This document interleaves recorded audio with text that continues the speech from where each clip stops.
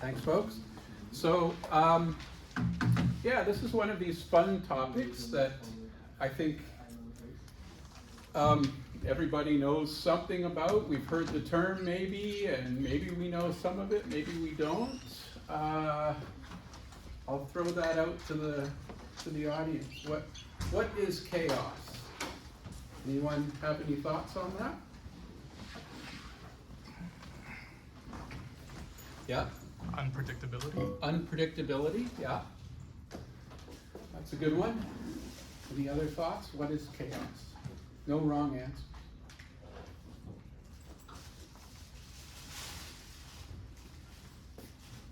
Well, oops, what happened? Oh, you know what? Yeah, this thing. There you go. Okay. Yeah. Even when it's plugged in, it decides to turn off every once in a while. I guess one answer is kind of in the title. You know, chaos is disorder. It's seeming randomness, but that's actually one of the themes of what I'm going to try to talk about today, because chaos has a meaning sort of in a general linguistic sense, but it also has a meaning in a mathematical sense. And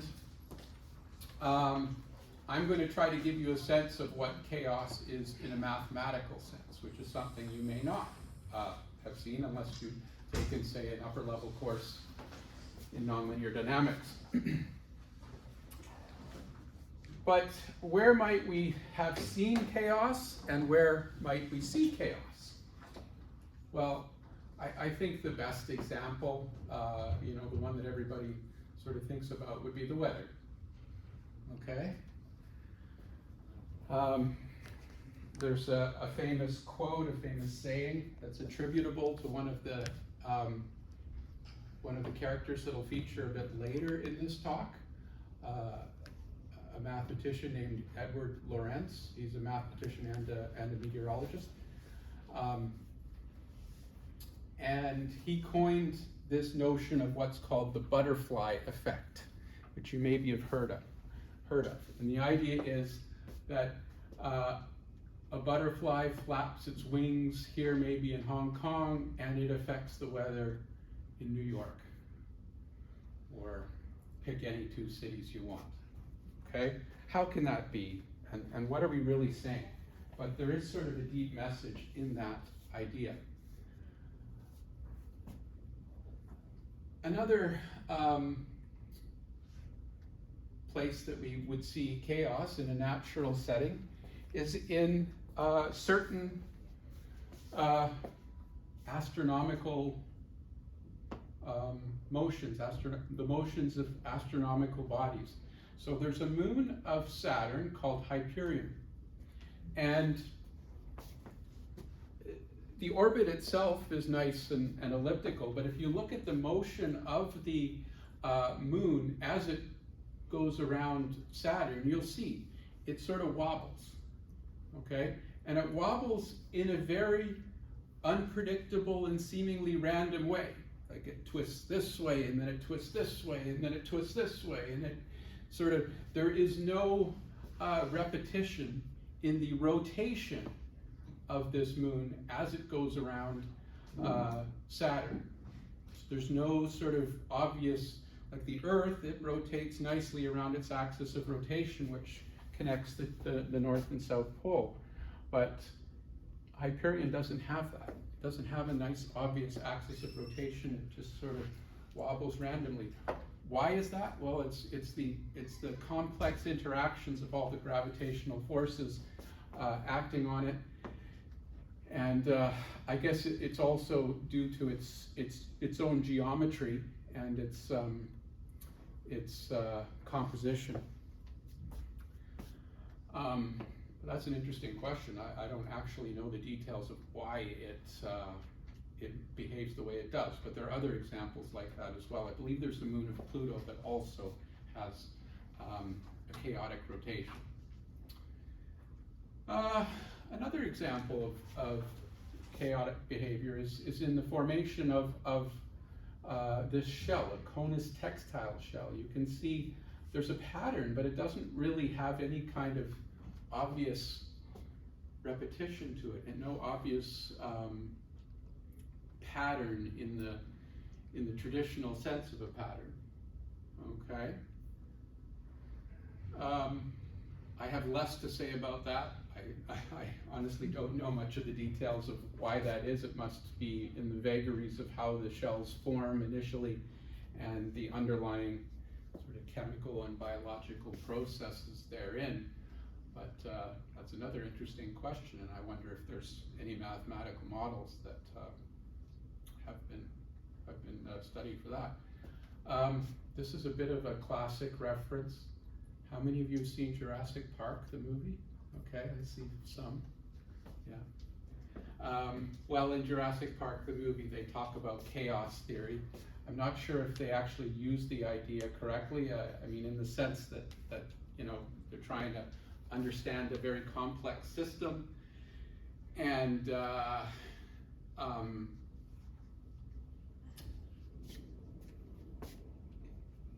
somehow manipulate it. Maybe that's okay, but I think the problem with that narrative is, as I'm going to talk to you about here, chaos is something you can talk about in a global sense, and you can say things in a global sense, in an overall sort of big picture sense.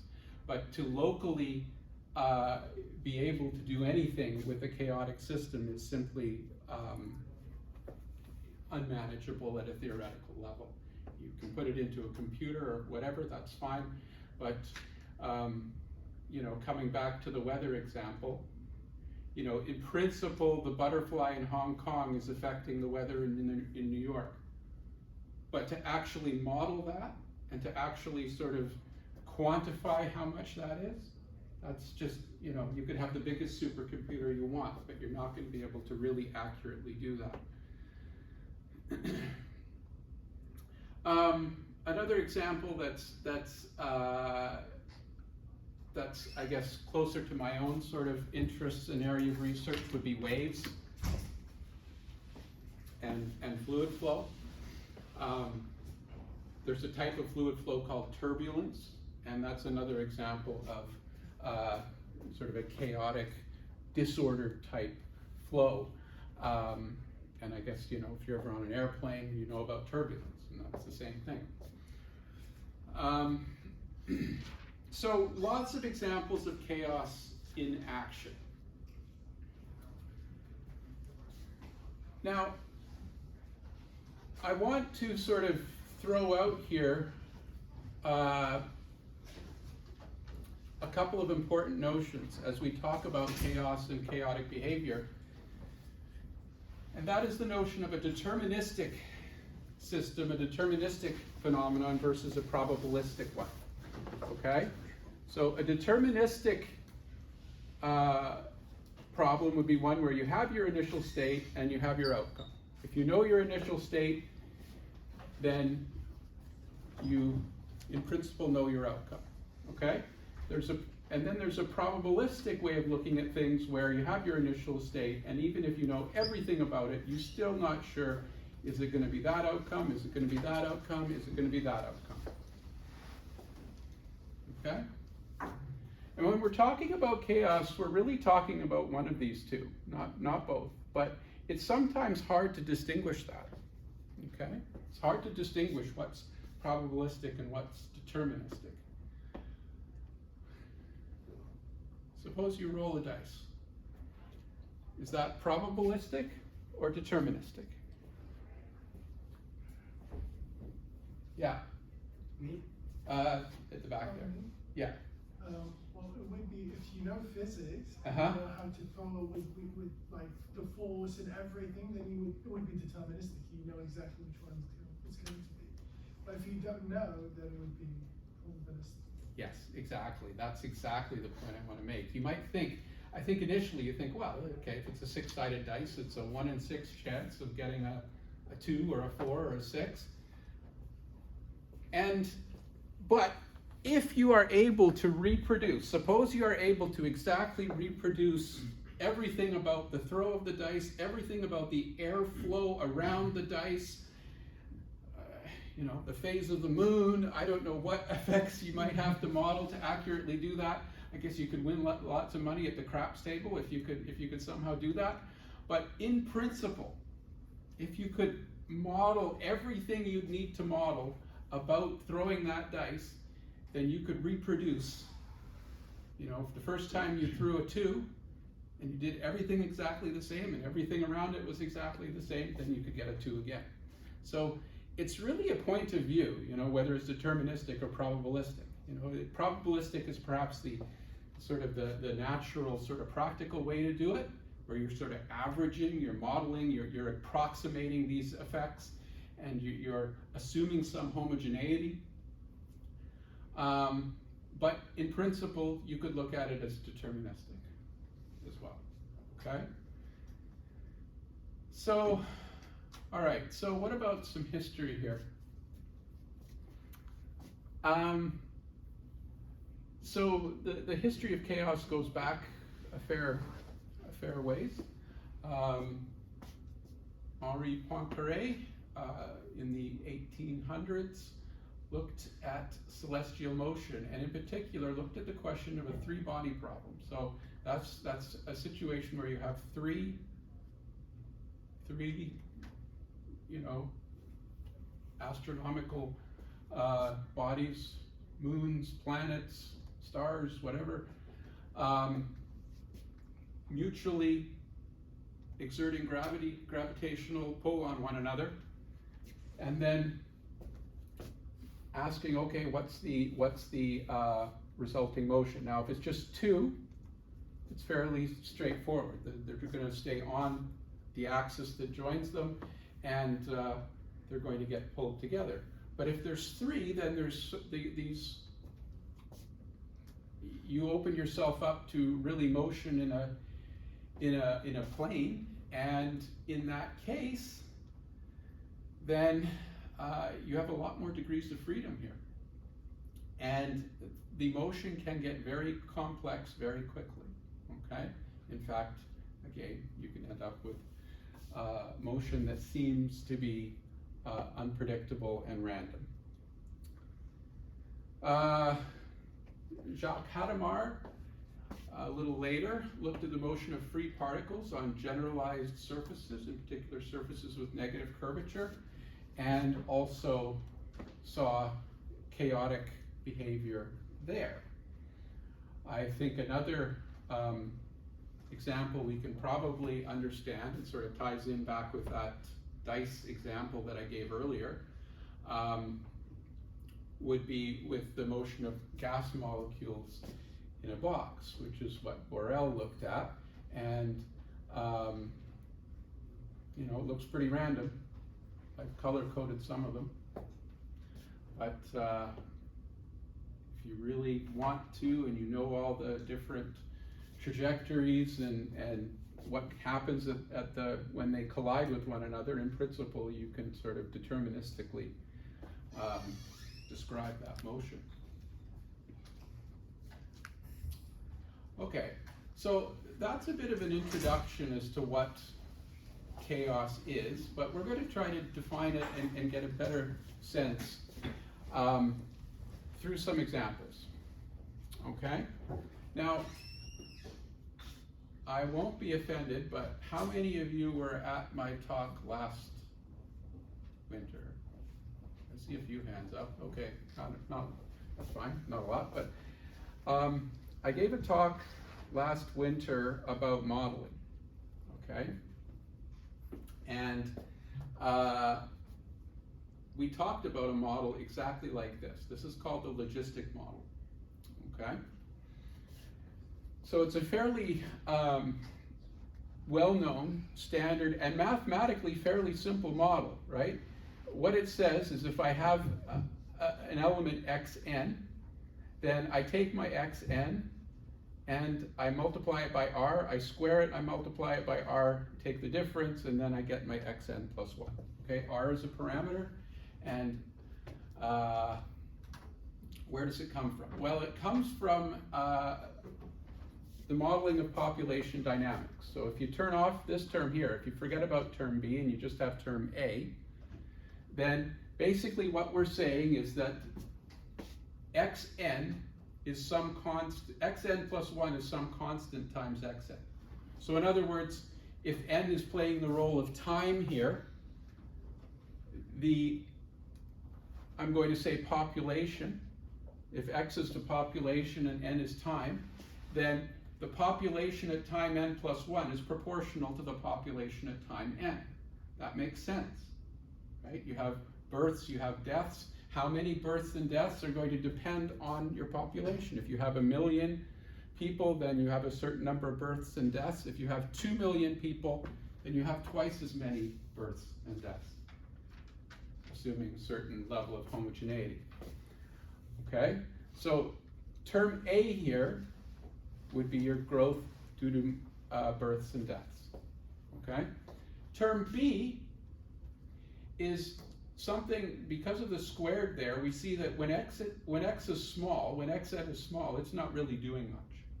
Okay, but when xn gets large, this term gets much larger, much more quickly than this term, to the point where it can become dominant.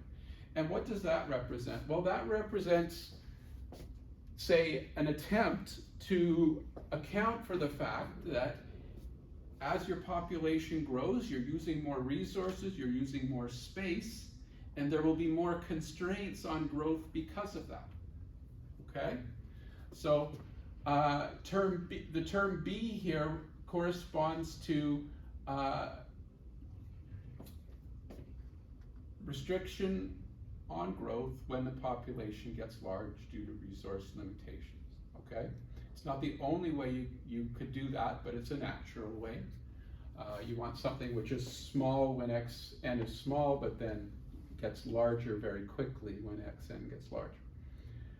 And I talked about this model in my talk last winter, but I talked about it in a continuous sense. I talked about it as x is a function of t, and I wrote it down as a differential equation. This is a difference equation, okay? Instead of x as a function of t now, I have xn, a sequence, okay? But that's okay, it's just a different way of looking at things. Instead of continuous time, I'm considering discrete time, like maybe n representing a year. Could be a month, a day, whatever, it doesn't matter, okay? Okay, so that's the model.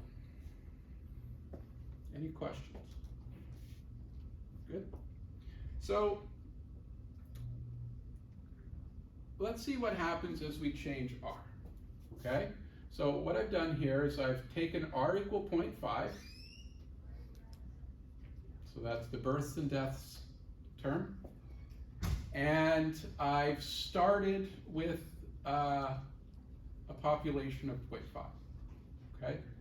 So the reason why I'm taking a value of, it's kind of an important point here to make, okay?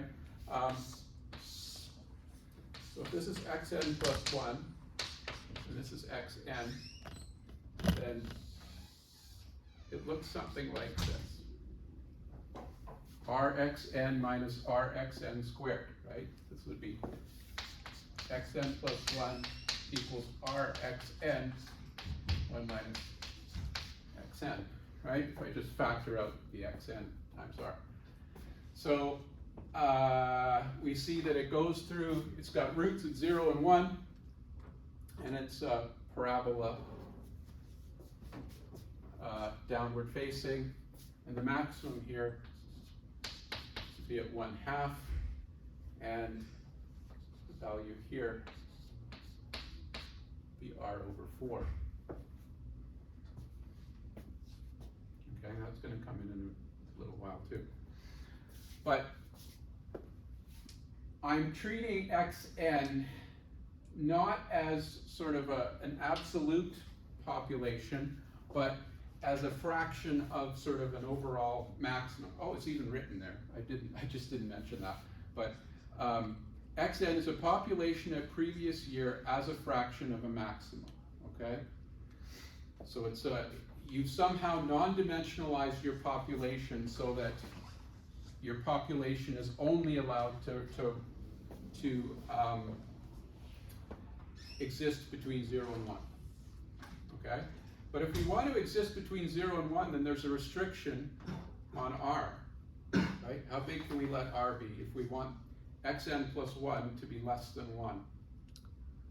If xn is less than 1. So provided xn is in 0, 1,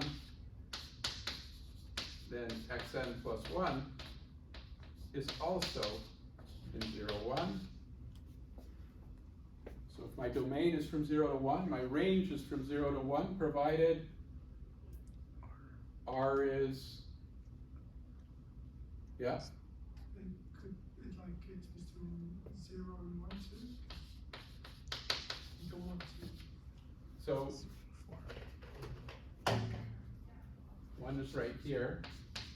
I want to make sure, you know, if I take a point here, I'm there. If I take a point here, I'm there. The worst case scenario is I take a point right in the middle and I'm there. So how can I make sure that this maximum point is less than 1? Less than 4? Yeah, need r less than 4.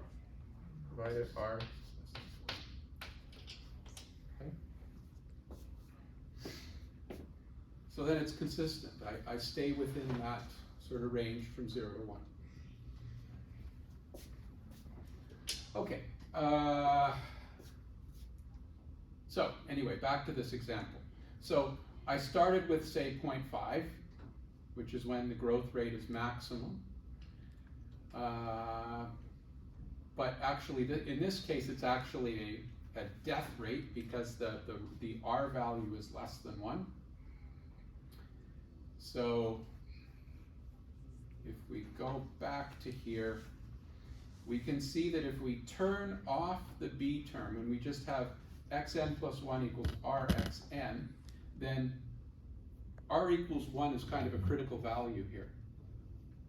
If I forget this term here, if I turn that off and I just have xn plus 1 equal rxn, then if r is 1, that means that the population is constant, right? If r is less than 1, that means that the deaths are outpacing the births. And if r is greater than 1, then the births are outpacing the deaths, okay? So this is a case where actually the deaths are outpacing the births because I have r equal 0.5, so what happens? Well, just goes down to 0. Now, if I take a second starting point, say a little bit higher, 0.75, then you see it doesn't matter. The final outcome, you know, after a few years, things converge and your population either way goes to 0, okay? Independent of the starting value. Okay, but now let's go greater than 1. Okay, so now we take our 1.5. So now the births are outpacing the deaths.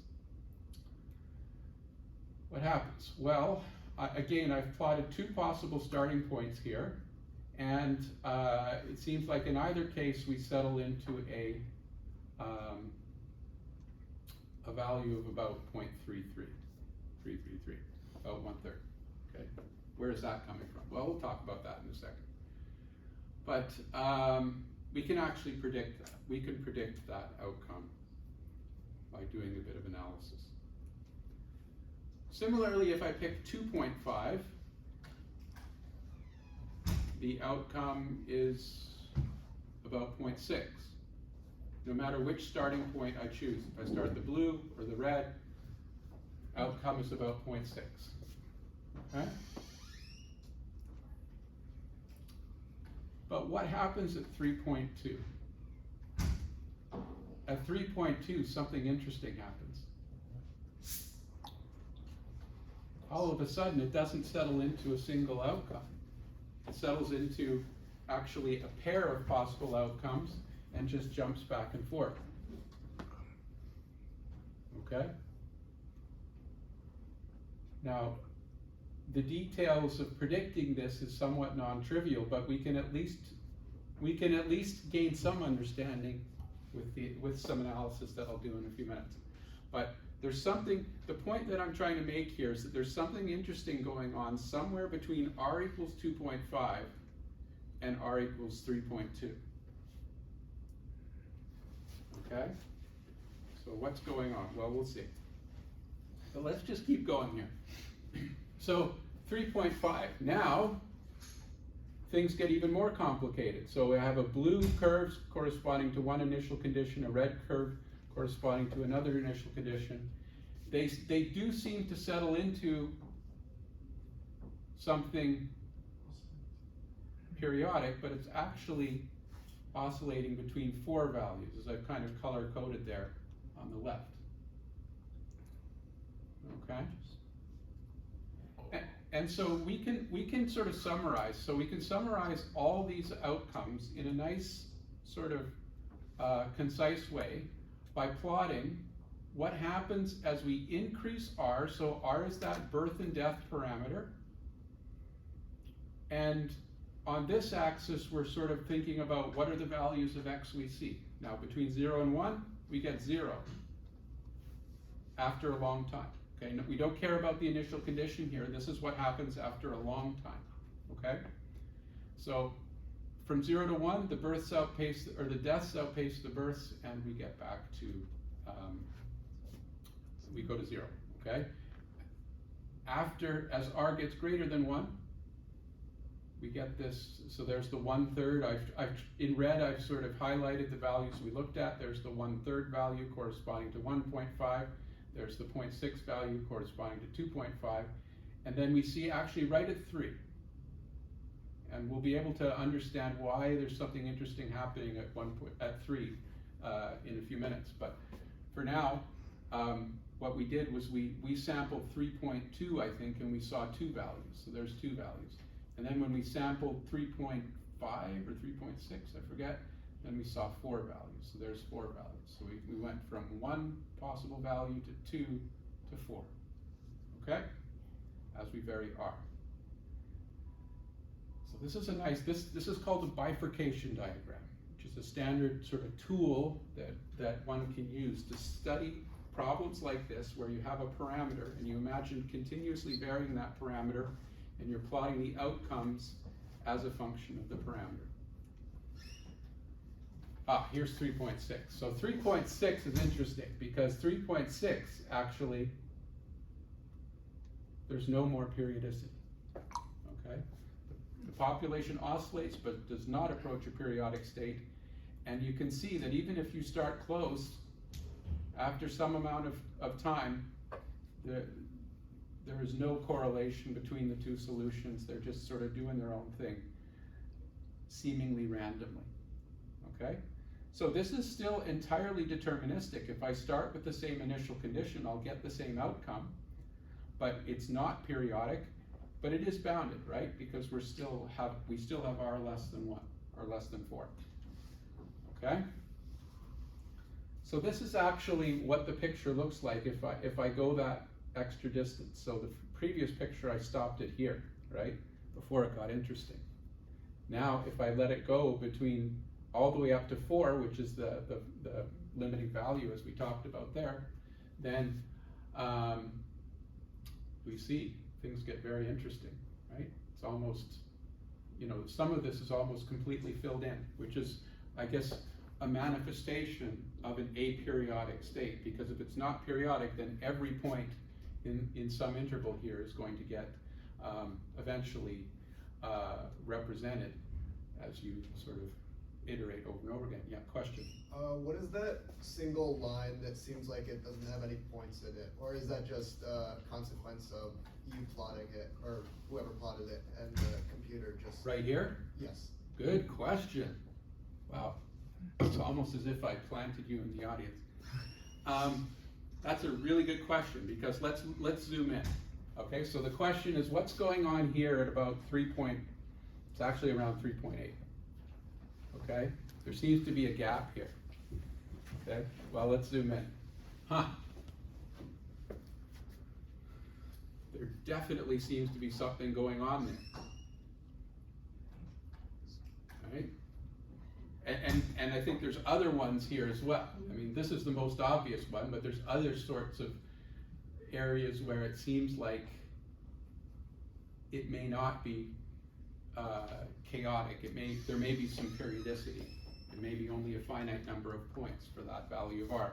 Of course, we're also sort of limited by the number of points I pick. I mean, I generated these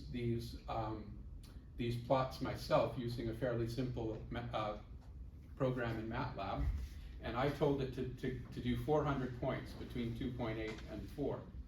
So if I'd done 1,000 points, maybe it would look a bit more resolved, but it would have taken that much longer to generate. But you know, there are limitations to the numerical side of things as well. But now, what happens if we, so I want to zoom in now on this window here, precisely what you flagged, okay? What the heck's going on? Does that look familiar? It's the initial bifurcation. Sorry?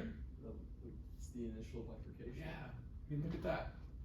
It's like we almost have a copy of what we started with, sort of buried in this little sort of region right here. We're talking about this little region right there. And I can zoom in one more time. So notice that I've changed the axes. So this is now 0.44 to 0.56.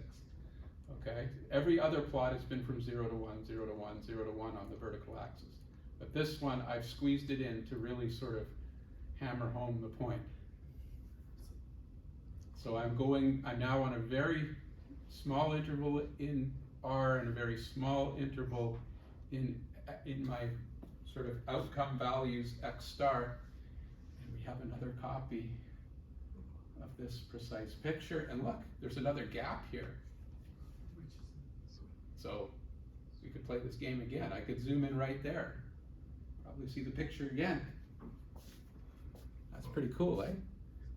And that's coming out of this very simple model of population growth. How can we be getting something so complicated out of something so simple? Well, therein lies sort of the magic of dynamical systems and in particular nonlinearity. I mean, nonlinearity in any sort of context can lead to very interesting things, even in simple cases. So, interesting. So it seems like we have repeated, in some qualitative sense, the initial picture here, right? There's the initial sort of array of solutions, and then we've zoomed in and we've got the same thing again. And we can keep on doing, okay? So this is called a fractal. It's a fractal structure. Okay, self-similarity. You keep zooming in and you keep seeing the same thing over and over again. Okay? So, really, really complex, but also, again, at a global level, there is some understanding here, and we can say things about it. So this is the point I was trying to make about the weather and about throwing the dice and so on. Any particular throw, you're not going to be able to model, okay? To the degree of accuracy you would need to really predict, you know, how that butterfly is going to affect the weather in New York, or whether you're going to roll a 1 or a 6. But in a global sense, you can see that there is some structure here. So the title of my talk, where I said, getting order out of disorder, is meaningful, because that's what I'm saying here. In a global sense, we're looking at all possible R values and all possible sort of outcomes, and there is some very interesting and non-trivial structure here. It is not completely random. Okay? So how to understand? Well, again, I'm not sure what year you're all in, and I imagine you're all in various years. First year, second year, third year, fourth year. But at some point in third year, if you're interested in this kind of stuff, then you could look for our course on nonlinear dynamics. And in general, our upper level courses on ordinary differential equations also sort of talk about these things. And we talk about various tools of analysis that we can use to understand these kinds of problems. And in this context where we have a difference equation, not a differential equation, the ideas are similar, okay?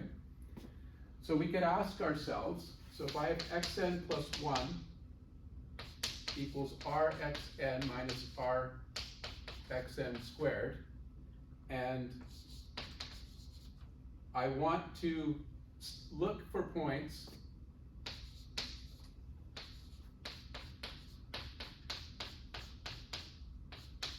so what is x star? Well, if the sequence converges, then it's necessary, it must also be true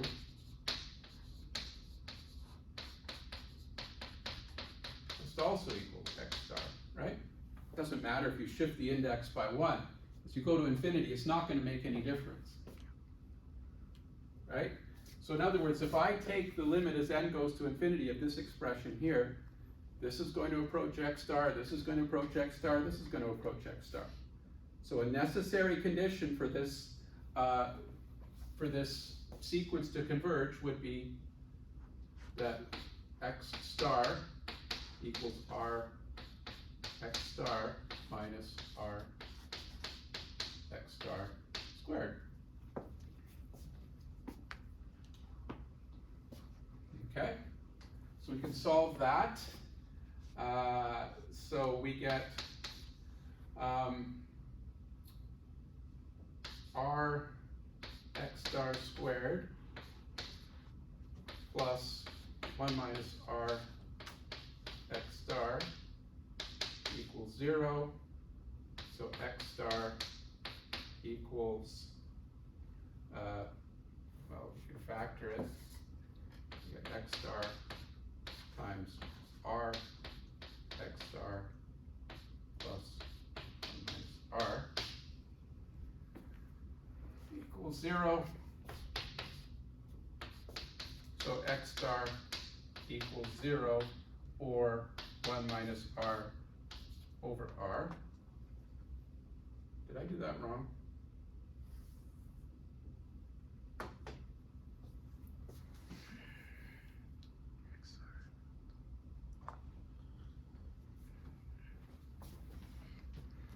Fortunately, nope, I did that. Yes, I did that wrong.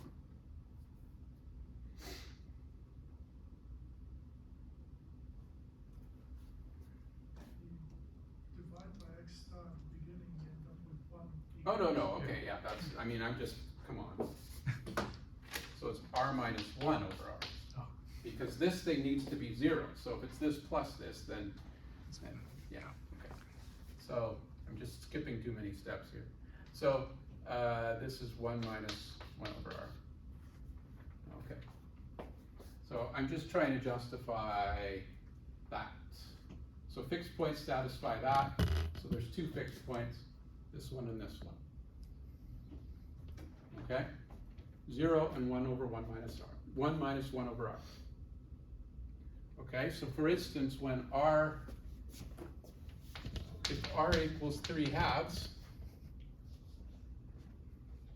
then x star equals 0 and 1 minus 2/3,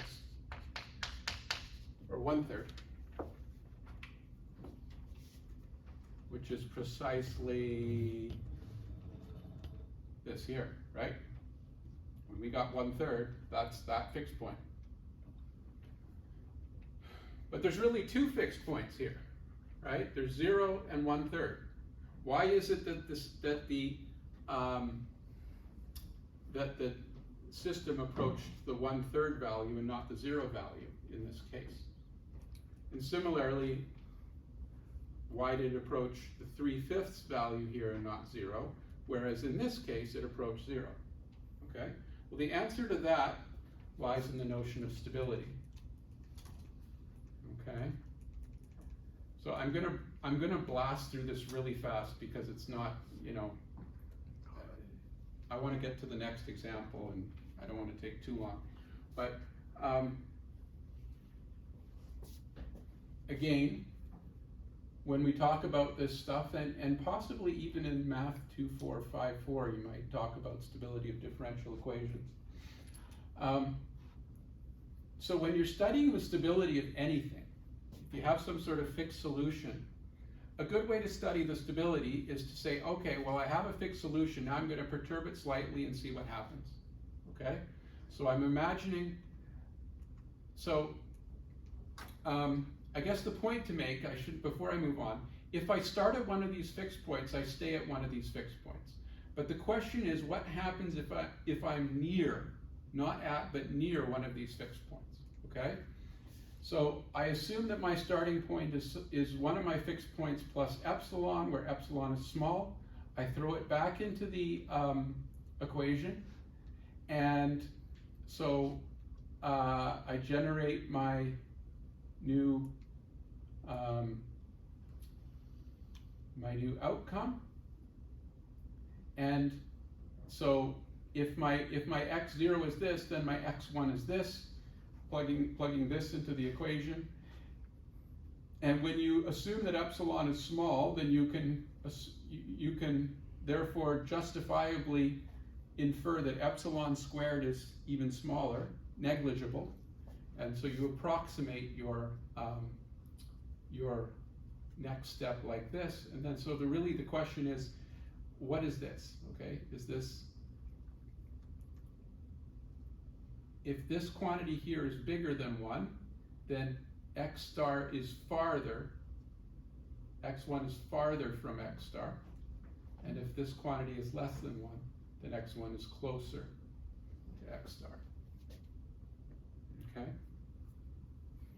That's really the question, because this is you started this far away, and now you're epsilon times this far away. So if this thing is less than 1, then you're less than epsilon from x star, and if this thing here, r times 1 minus 2x star, is greater than 1, then you're moving further, okay? So now you can play a game where you study each fixed point for x star equals 0. You see it's stable if r is less than 1, and unstable if r is greater than 1, so you're moving away, and that's what we already saw. That was what we saw. That's the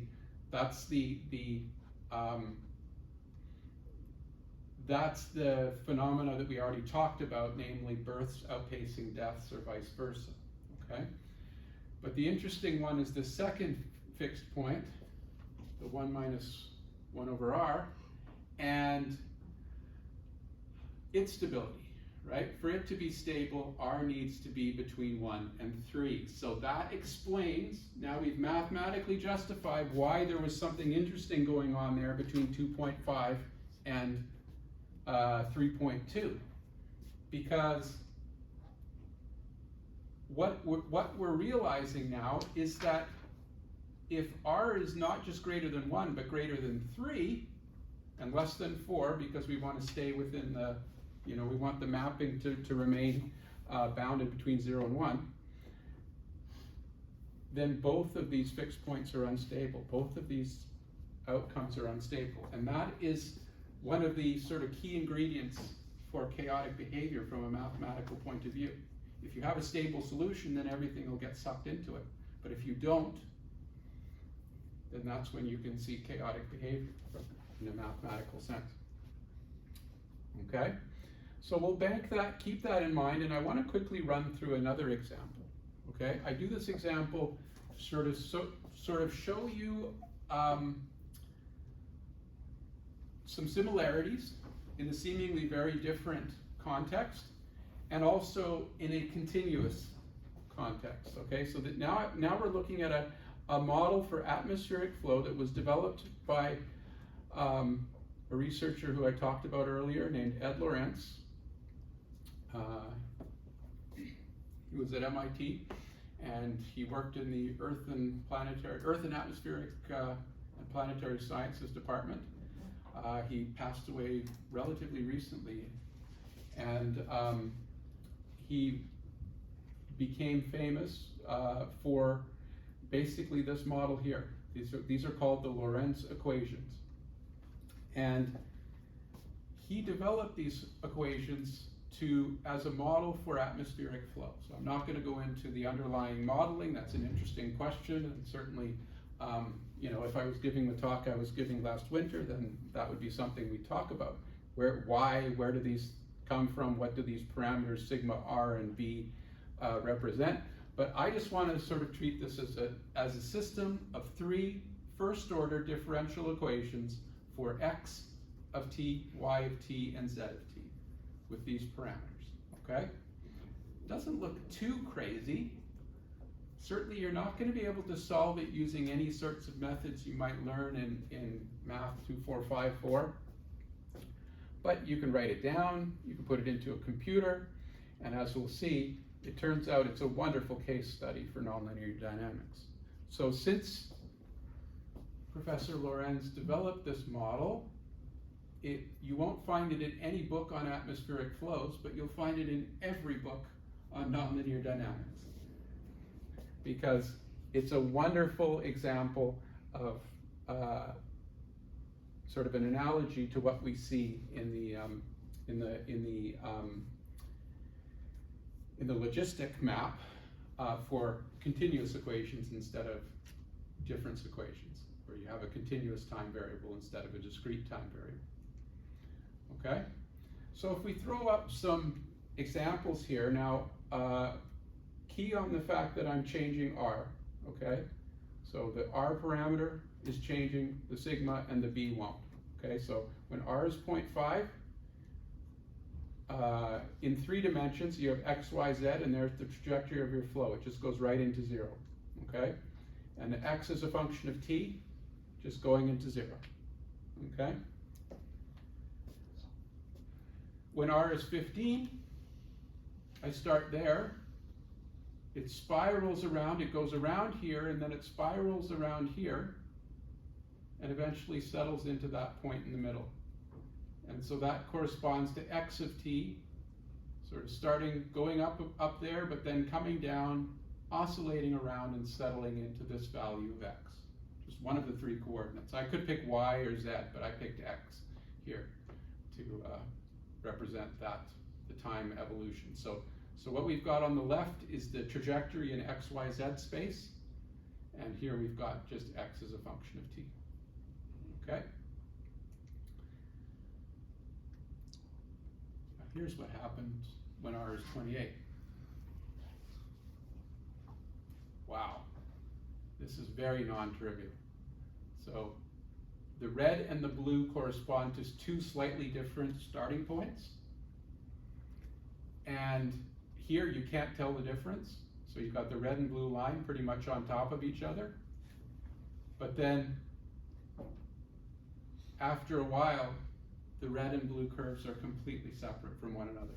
And you can see it here as well. So x is a function of t. The red and the blue are on top of each other, but then after about 20 time, they begin to separate and seemingly behave in a random way, in an uncorrelated way. And what I've plotted here on the bottom is actually the difference between the red and the blue for x as a function of t on a logarithmic scale. Okay? I do this to highlight this little part here from here to here. So around time 20 here. You see basically the 2 curves are on top of each other, but then they begin to move apart at an exponential rate, and they get to the point where basically they're far enough apart that they're the distance apart is basically equivalent to the size of this object, whatever it is, which is oscillating between what, about minus 15 and 20 or so. Okay? So there's this exponential growth here. And that's got a name, you can measure it, it's called the Lyapunov exponent.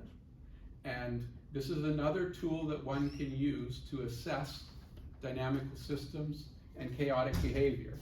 It's the rate at which 2 solutions which start near each other diverge. Okay?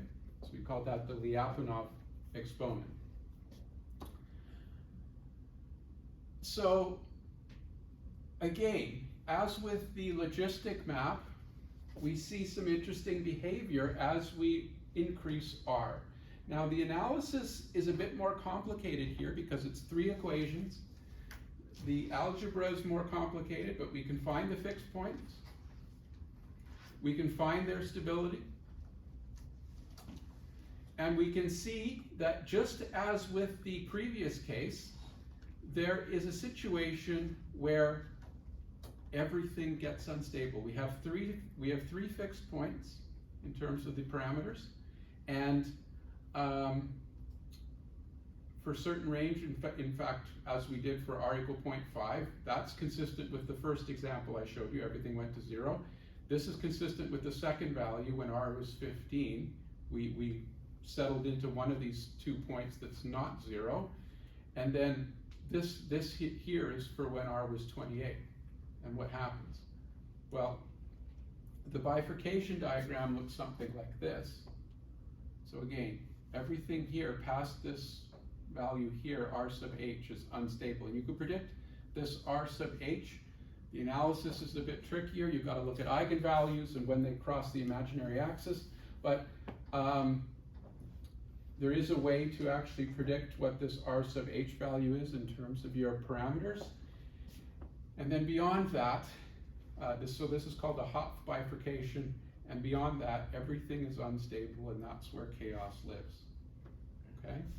But again, you can also show, as with the logistic equation, that the solutions are remaining bounded, but they are also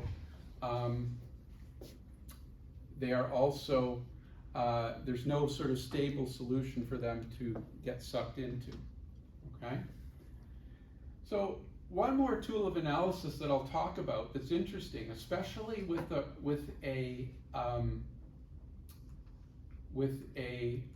an object like this. So if we want to understand what this thing is, okay? So if I start anywhere in R3 here, I will eventually get sucked into this thing here. And it's like a big figure 8 that's kind of twisting around. These trajectories can never cross one another because there's a fundamental uniqueness property which you'll learn about when you learn about solutions of ODEs. And so if the solutions are unique, then basically the manifestation of that here is that these curves can't cross one another. But in 3 dimensions, you can get these sorts of weird objects which the curves never cross one another, but you get this sort of twisted sort of ball, or in this case, butterfly wings of trajectories that just go round and round and jump from one side to the other in seemingly random way, but never cross. Okay? So you could think about this object itself as a geometric object, right? So what is it? Well, it's akin to a surface, right? It looks like it's a surface because it's sitting here in R3, and so you think, okay, well, yeah, it's probably just a sort of a 2-dimensional surface, but we have to be careful with that assumption. And one way to assess that is to, well, I'll go back. Imagine I take a slice, say right here. Okay, so I'm going to stick a plane, sort of tangent or perpendicular to the surface itself. So if the trajectories are going like this, then I'm taking my plane like this, and I say, okay, I'm going to start on that plane. I'm going to let the dynamical system, I'm going to let the equations do whatever they do, and then I'm going to ask myself, when do I first return to that plane? Okay, when do I first come back? And I'm going to define a mapping that's basically, if I give you my starting point, then the mapping gives you the point on that surface that I return to. Okay, just by slicing the surface in some way. Okay? So that approach is called the Poincaré map. I told you about Poincaré earlier. And it's a very useful tool for converting a continuous system like this to discrete mapping. And if the solution is periodic, then you come back to where you started, right? So that means that P of x star would be x star, okay? But if it's not periodic, that means that P of x star is not x star. And what happens on something like this? Well,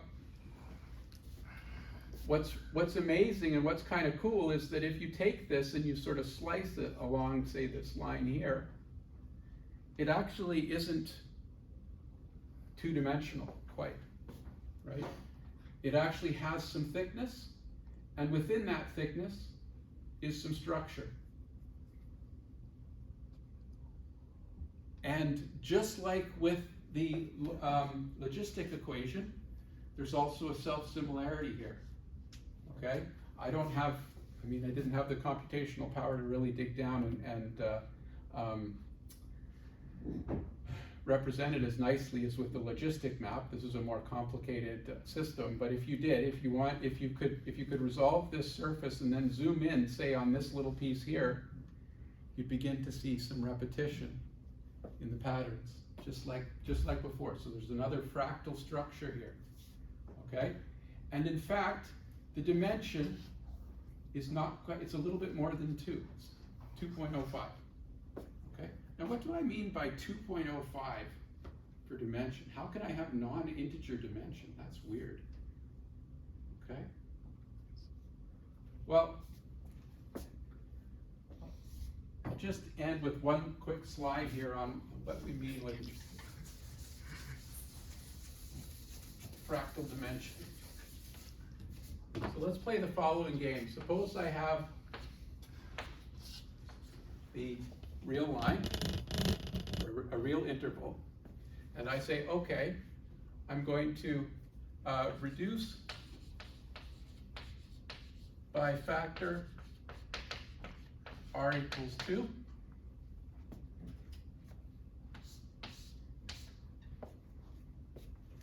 Then how many copies do I need to get the original object? 2, right? So I need, didn't do halfway. Okay, so then we need 2 copies to get back to the original. Okay? Similarly, if I take a square and I reduce that by a factor of 2 in all dimensions, how many of these do I need? I need 4.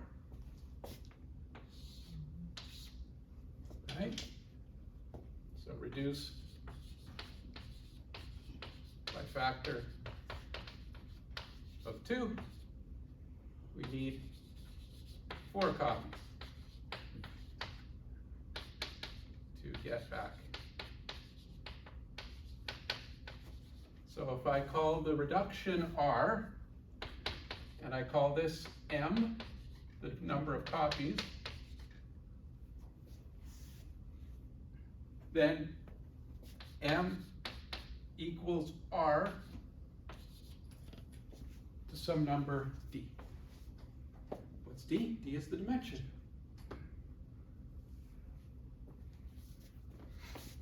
So in this case, D would be 2 because it's 2 squared. If I reduced it by a factor of 3, I'd need 9 copies, right? If I reduced it by a factor of 4, I need 16 copies, okay? So this is the dimension. Do the same thing with a cube. You'll get, so this is D equals, this is D equals 1. Okay, so now we can play this game with a couple of other interesting objects. First, we've got the Cantor set, which maybe you've seen. So the Cantor set is obtained by taking the real interval from 0 to 1, removing the middle third. So you get 2 intervals, 0 to 1/3 and 2/3 to 1, and then you do it again. You remove the middle third, you remove the middle third, and you keep on going. Okay? So what's the dimension of the Cantor set?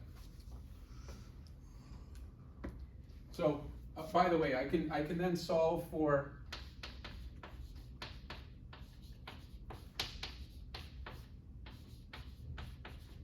right? So I can solve for dimension in terms of the number of copies and the factor.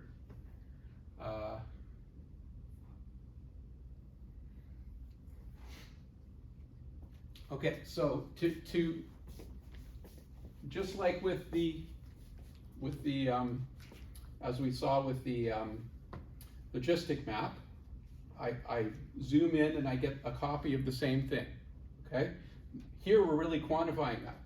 So eventually, after I iterate this process infinitely many times, which is what the Cantor set is, I will have another Cantor set here and another Cantor set here, just reduced by a factor of what? 3, right? Because each of these lives on the interval from 0 to 1/3. And how many copies of them are there? 2.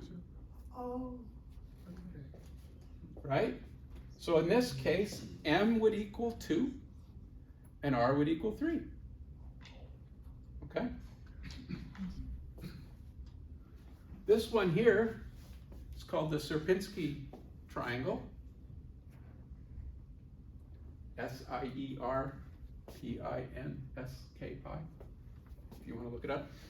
Sierpinski. Oh, there goes my computer. So what's the dimension of this? So the idea here is you have a triangle, you remove the middle triangle, and then you get 3 more triangles and you remove the middle triangle there of each of those, and then you remove the middle triangle of the, oh my goodness, 9 triangles you have, and so on and so on. You keep on removing the middle triangle of the little pieces, little triangles you have left. And you do that infinitely many times. Okay? So it looks like I have a big version, a big copy here, but then I have 3 smaller copies here. So how much do I reduce it down by? So if I look at this copy here, how big is it relative to the 1/4? No, because it's a linear reduction, right? It's not area, right? Remember, I reduced both sides here. Yeah. So in total you have 4 triangles and you removed 1, so left with 3. Yeah.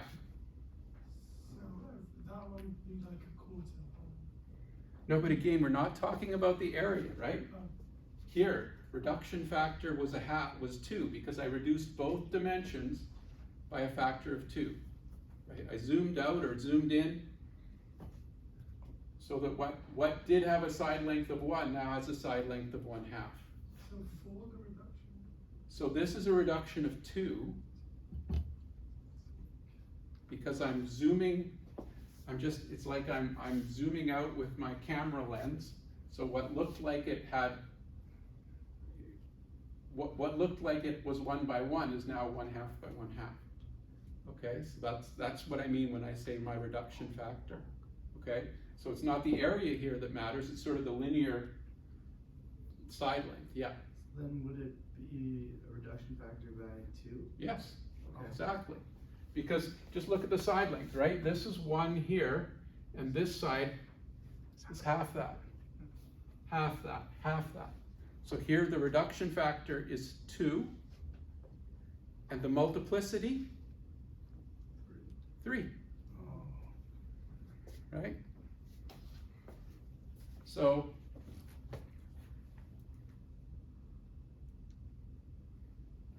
in the case of the Cantor set, the dimension is log 2 over log 3, or about 0.631, so a little bit more than a point, a little less than a line. Makes sense?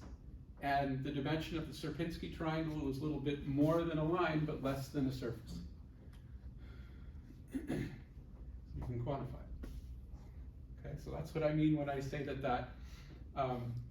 that strange attractor is called, the butterfly that comes out of the Lorentz equations, is a little bit more than a surface, okay, but less than a 3-dimensional volume. Okay, And you get this kind of thing when you have this self-similarity. And you can generalize this idea for situations where you don't have self-similarity, but you have some sort of non-trivial structure. But anyway, again, there's lots of different directions we can go in with all this, but I'm giving you a taste of what chaos is and how it arises in both discrete and continuous nonlinear systems. And the nonlinearity is crucial. If you don't have nonlinearity, then it's not going to happen. But the key ingredients here for chaos would be, first of all, aperiodicity. It's not returning back to itself. Deterministic, in the context of what I talked about today. Everything is reproducible. If you start with the same initial condition, you get the same outcome.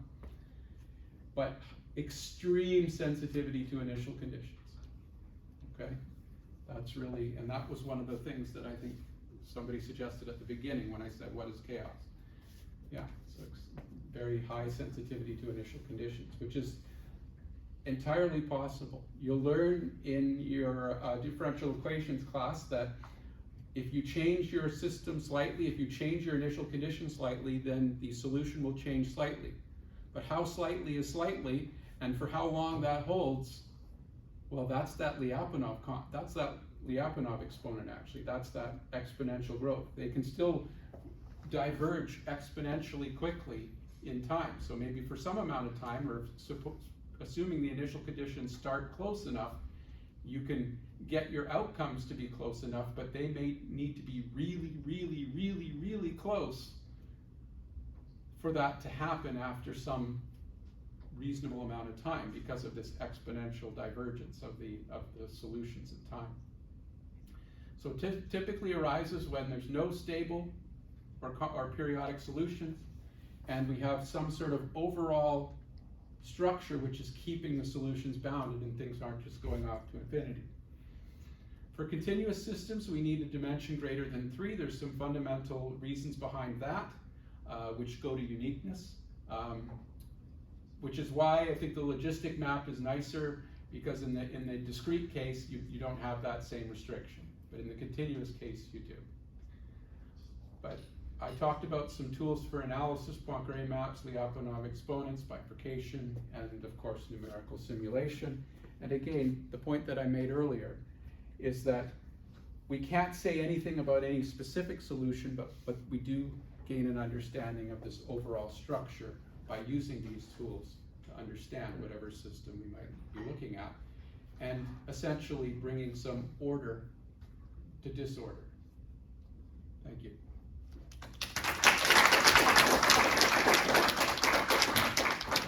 So if you have questions, you can ask me now, or you can send me email, or both, or whatever.